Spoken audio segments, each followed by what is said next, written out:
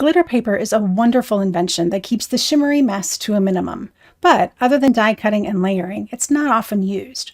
What if you could emboss on it? Would that open some new creative doors? You bet it would.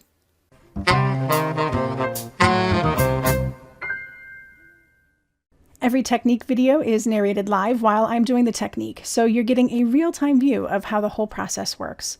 Pull out the supplies I'm using and create right along with me, pausing as you need. Before we get started, don't forget to like this video and subscribe to my channel. I appreciate it. I have two pieces of glitter paper here. This one is more of a traditional thicker glitter paper, and some of the glitter will come off on this one.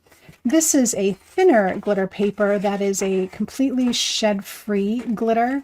You can scratch on it and try to get some of the glitter off, and it just will not come off. Both of these can be embossed. Both of them have a little bit of like a plasticky backing, which is where you really need to watch your heating.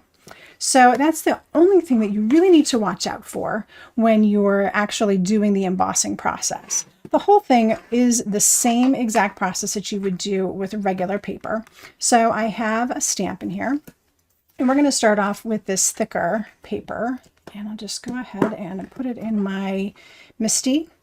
And I'm going to just go ahead and emboss this. Now I am going to put anti-static powder on here. And if you don't have shed-free paper, it's going to maybe grab some of that glitter. You see, I put a ton on there. You're better off putting a ton on and then shaking it off to the side to get the excess off. And you can still see there's quite a bit on there, but that's a good thing because, of course, embossing powder into the glitter can be a little bit messy itself. So I'm just going to use my Versamark. Make sure that this is super juicy. You might want to re-ink it before you start this. And we're just going to emboss like normal. And I guess I could get the whole image on here, couldn't I? So let's do that. All right. So as you can see, some good firm pressure. Make sure that you're getting firm pressure because it does have to get into the glitter. You might want to stamp it twice. All right, I've got a good layer on there. I can even see the layer. You can see it in the camera a little bit there too. There you go. You can see it. So it's gotten the anti-static powder wet, and I'm just going to coat it like I normally would. And look, I'm going to have an embossed image. You'll definitely want to think about what colors you're using so that way your embossing really does stand out on your paper. And I'm just going to go ahead now and heat this up. Now my particular heat tool has a high and a low setting. If you do not have a low setting, you're going to want to move your tool around so that you don't get any one spot too hot.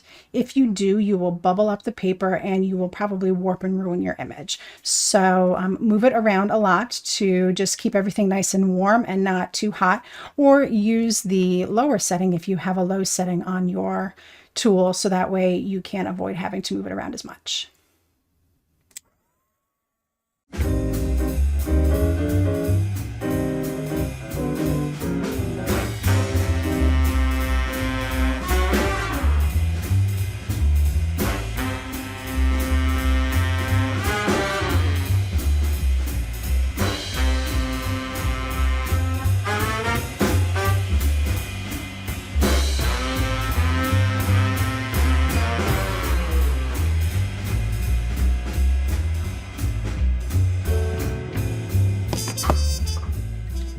So as you can see, it looks almost identical.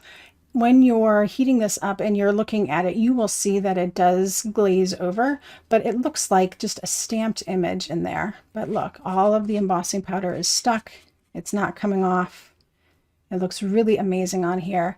And I didn't ruin the back or anything. It didn't pucker up. I used the low setting on my tool and it worked out really, really great. For my second sample, I'm going to use this thinner no shed glitter paper, and you'll see the results end up being equally as gorgeous. This does, even though it doesn't feel like it, has a bit of a plasticky backing, and even the front of it where the glitter is stuck to it, it's got some kind of plastic in it. So we definitely want to make sure that when we're embossing this, we're doing it at a low level, or we're moving our heat tool around a lot. And again, I'm going to put lots of anti-static powder on here. To make sure that that embossing powder is not going to stick to that.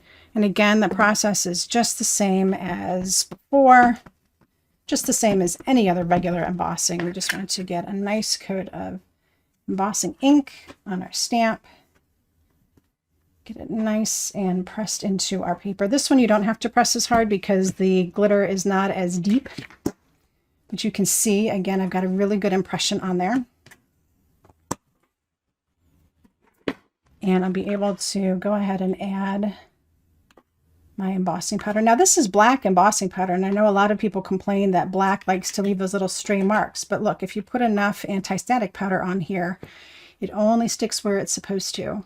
So you can get really good results with black embossing powder, even on glitter paper. All right, so this paper is really thin, and as soon as I get some heat on it, it's really going to want to curl. So I'm going to use the silicone mat, and I'm going to use some tape. Because this is really kind of a thin glitter paper, the tape is actually going to stick to it. So there we go. That should be good enough to kind of keep that in place. And now I can hit it with the low level again and get this working.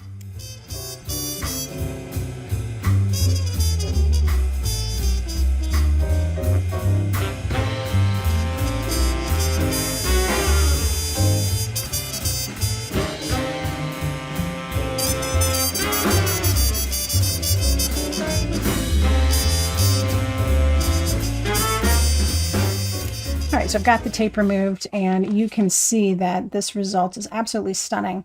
The shed-free paper, because it's got such a low pile of glitter on it, really allows the embossing to pop just like it would on a normal piece of cardstock. Whereas on a traditional glitter paper, it kind of sucks in and it looks almost more like a stamped image. So either way, you will get a beautiful results on glitter paper and really expand what you can do with the glitter paper in your stock, along with some stamps and embossing powder. I hope you enjoyed this technique and you add it into your toolbox sometime soon. When you give it a try, share it out on Instagram and tag me at @NicoleWattCreates. I always love to see what your creative mind is thinking. Thank you so much for spending a little time with me today. And until next time, happy crafting.